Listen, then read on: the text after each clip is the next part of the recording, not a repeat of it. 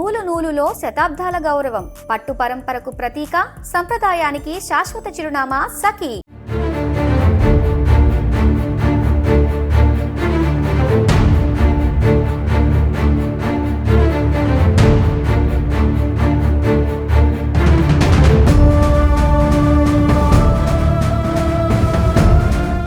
తిరుపతిలో అత్యంత అమానుషమైనటువంటి ఘటన చోటు చేసుకుంది. వివాహేతర సంబంధానికి తన బిడ్డ అడ్డొస్తుందనేటువంటి ఒక కారణంతో బిడ్డని అతి దారుణంగా చంపినటువంటి తల్లికి సంబంధించినటువంటి ప్రియుడు తిరుపతి నుంచి తీసుకొని వచ్చి ఏర్పేడికి సమీపంలో ఉన్నటువంటి స్వర్ణముఖి నదిలో పాపని అత్యంత దారుణంగా చంపి పూడ్చిపెట్టినటువంటి ఘటన. ప్రస్తుతం నేను పాపానాయుడుపేటకి చెన్నంపల్లికి మధ్యలో ఉన్నటువంటి స్వర్ణముఖి నది వద్దున్నాను. ప్రస్తుతం పాపని ఇక్కడే చంపి పూడ్చిపెట్టినటువంటి ఘటన. ప్రస్తుతం నిందితులిద్దరిని కూడా అరెస్ట్ చేసినటువంటి పోలీసులు ఆ ఒక్క ఘటనా స్థలానికి వచ్చి పాప మృతదేహాన్ని వెలికి తీశారు.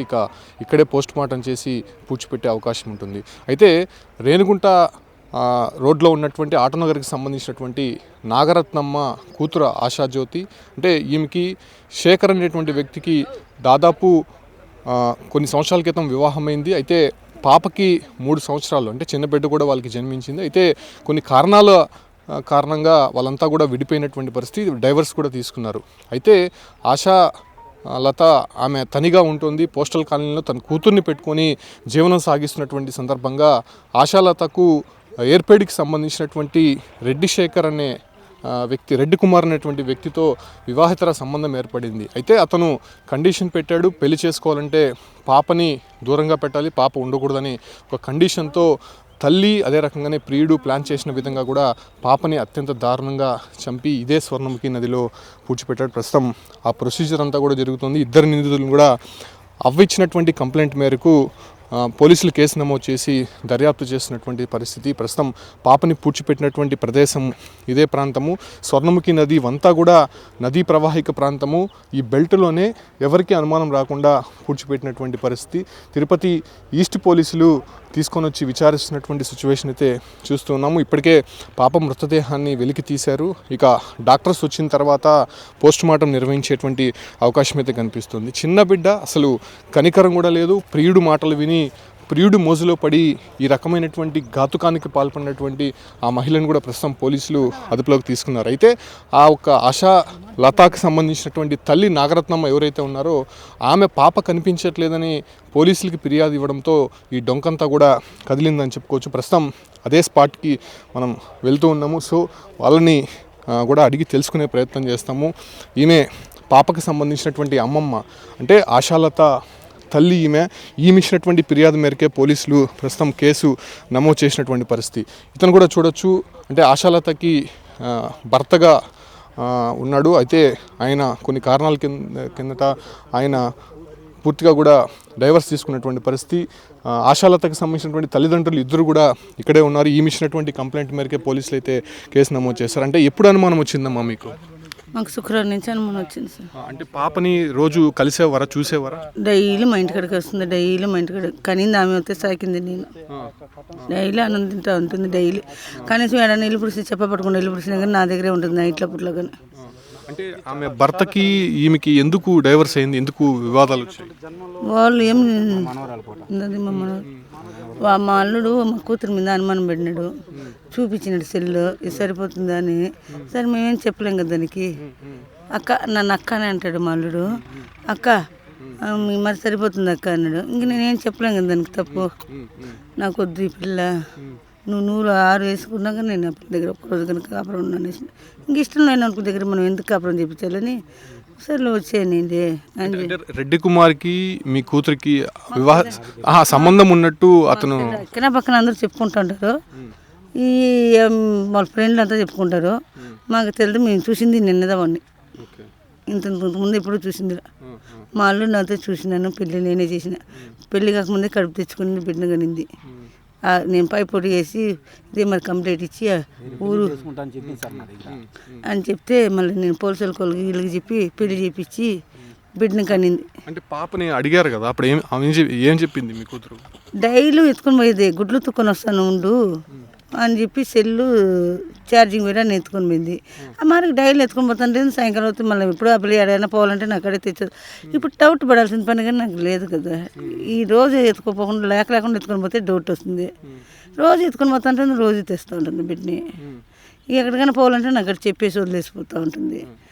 ఏమీ లేదు, మా ఇంట్లో నుంచి బయట ఎత్తుకొని పోయింది. గుడ్లు తుక్కొని వస్తానుండు, నాకు తోడు ఎవరు ఉన్నారు ఇంటికాడ, ఆ పిల్లన్నా ఉంటే ఏదో ఒకటి మాట్లాడుతూ ఉంటుంది అని చెప్పింది అంతే. ఇంకేం తెలియదు నాకు. అంటే ఆమె అడిగినప్పుడు పాప కనిపించట్లేదని చెప్పి మీరు అడిగారు కదా, అప్పుడు ఏం చెప్పింది? మాకు ఫోన్లో చెప్పలేము, మెసేజ్ పెడతా ఉంది. ఏమని పెట్టింది మెసేజ్? అది నాకు తెలియదు. మా మరిదికి మా కొడుకు చెల్లికి వాళ్ళకి టచ్ చెల్లెలు కదా, వాళ్ళకి పెట్టినది మాకు తెలియదు. వాళ్ళు చూసి చెప్పటం మాకు అంతే.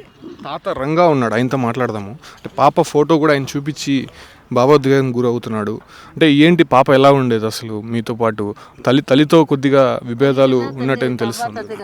మేమంటేనే ఇష్టం సార్ ఆ పిల్లకి, అవతాత అంటాను.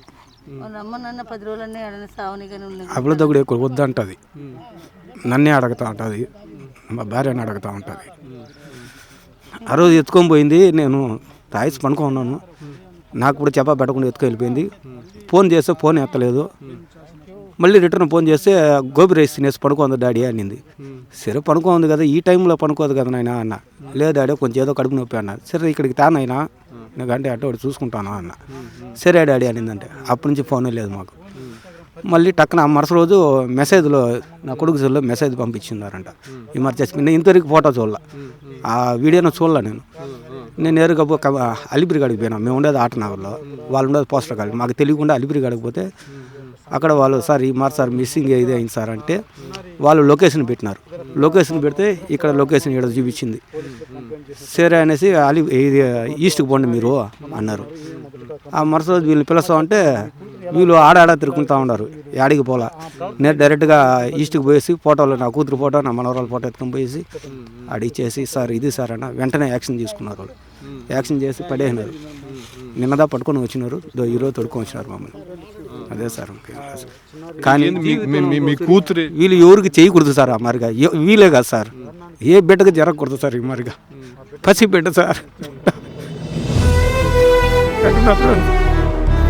బంగారు లాగుండా మా దగ్గర తీసుకున్నచ్చు కదా తాత.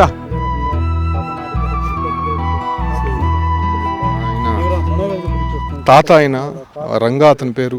ఏ రకమైనటువంటి భావోద్వేగానికి గురవుతున్నారో చూద్దాం. సిఐ ఉన్నారు, ఇక్కడ నుంచే కేసు ఇన్వెస్టిగేషన్ చేస్తున్నారు. సార్ ఏంటి సార్ ప్రొసీజర్ ఎలా ఉంది, ఏం జరగబోతుంది? ప్రొసీజర్ రన్నింగ్లో ఉంది. మిగతా విషయాలు అన్నీ ప్రెస్ మీట్లో వెల్లడిస్తాం సాయంత్రం. అంటే ఏంటి సార్ వాళ్ళిద్దరిని అరెస్ట్ చేసిన తర్వాత ఇక్కడ లొకేషన్ అంటే వాళ్ళు ఒప్పుకున్నారా స్పాట్లోనే? అవును, అరెస్ట్ చేసుకొని ఇటుకి తీసుకొచ్చాను, సీన్ చూపించుకొని వెలికి తీస్తాను బయటికి. తర్వాత సో ఈస్ట్ పోలీసులు మొత్తం ఇక్కడే టీం ఉండి దాన్ని ఇన్వెస్టిగేషన్ అయితే చేస్తున్నారు. పాప మృతదేహాన్ని పూడ్చిపెట్టినటువంటి ప్రదేశం ఇదే. ఎంత దారుణమైనటువంటి ఘటన. ఒక ప్రియుడు మోజులో పడి ఇంత దారుణానికి పాల్పడినటువంటి ఆ మహిళని నిజంగా క్షమించకూడదని తల్లిదండ్రులే ఏకంగా చెప్తున్నటువంటి దృశ్యాలు మనం చూస్తూ ఉన్నాము. అయితే ఎవరైనా బయట వాళ్ళు కంప్లైంట్ ఇచ్చుంటే అది వేరే కథ. కాకపోతే ఆశాలతకు సంబంధించినటువంటి తల్లి ఎవరైతే నాగరత్నం ఉందో ఆమె తన కూతురిపైన అనుమానంతో ఫిర్యాదు చేసినటువంటి నేపథ్యంలోనే ఈ వ్యవహారం అంతా కూడా బయటపడిందని చెప్పుకోవచ్చు. ఇదే ప్రాంతంలోనే పాపని అత్యంత దారుణంగా చంపి పూడ్చిపెట్టినటువంటి ఘటన అయితే కనిపిస్తోంది. ప్రస్తుతం బాడీని వెలికి తీశారు.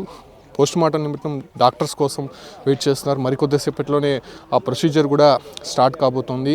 కంప్లీట్గా ఈ యొక్క విషయం తెలుసుకున్నటువంటి అటు పాపకు సంబంధించినటువంటి అవ్వాతాత, అదే రకంగానే భర్త ఎవరైతే ఉన్నారో పూర్తిగా కూడా విషాద ఛాయలు అయితే అలుముకున్నాయి. వాళ్ళు ఉన్నటువంటి ఆటోనగర్ కావచ్చు, లేకపోతే పోస్టల్ కాలనీకి సంబంధించినటువంటి మొత్తం అందరూ కూడా పాపతో చాలా చలాకీగా ఉండేవారు, పాపని ఆడించుకుంటూ ఉండేవారు. కేవలం 3 సంవత్సరాలు కూడా లేనటువంటి ఆడబిడ్డ. సో వాళ్ళ వివాహానికి, వాళ్ళ అక్రమ సంబంధానికి అడ్డుగా ఉన్నటువంటి ఒక్క దురాలోచనతోనే పాపని ఈ రకమైనటువంటి దారుణానికి పాల్పడినటువంటి ఘటన చోటు చేసుకుంటుంది.